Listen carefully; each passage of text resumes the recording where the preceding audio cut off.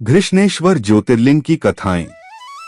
भारत के दक्षिण प्रदेश के देवगिरी पर्वत के निकट सुकर्मा नामक ब्राह्मण और उसकी पत्नी सुदेश निवास करते थे। दोनों ही भगवान शिव के परम भक्त थे, परंतु इनके कोई संतान न थी। इस कारण यह बहुत दुखी रहते थे, जिस कारण उनकी पत्नी उन्हें दूसरी शादी करने का आग्रह करती थी। पत्नी के जोर देने सुकर्मा ने अपनी पत्नी की बहन घुष्मा के साथ विवाह कर लिया। घुष्मा भी शिव भगवान की अनन्य भक्त थी और भगवान शिव की कृपा से उसे एक पुत्र की प्राप्ति हुई।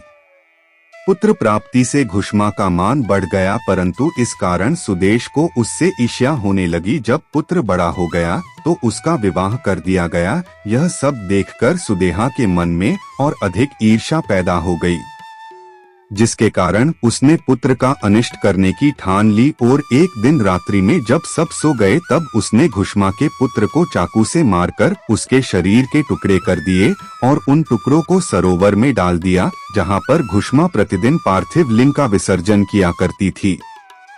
शव को तालाब में फेंककर वह आराम से घर में आकर सो गई। रोज की भांति जब सभी लोग अपने कार्यों में व्यस्त हो गए और नित्य कर्म में लग गए, तब सुदेहा भी आनंद पूर्वक घर के कामकाज में जुट गई। परंतु जब बहू नींद से जागी तो बिस्तर को खून में सना पाया तथा मांस के कुछ टुकड़े दिखाई दिए। यह भयानक दृश्य देखकर व्याकुल बहू अपनी सास घुष्मा के पास जाकर रोने लगी और पति के बारे में पूछने लगी और विलाप करने लगी।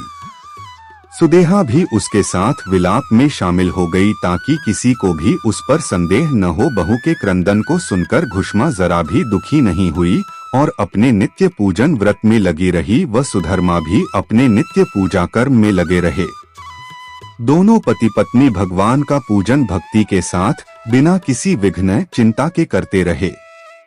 जब पूजा समाप्त हुई तब घुष्मा ने अपने पुत्र की रक्त से भीगी शया को देखा। यह विभत्स दृश्य देखकर भी उसे किसी प्रकार का विलाप नहीं हुआ।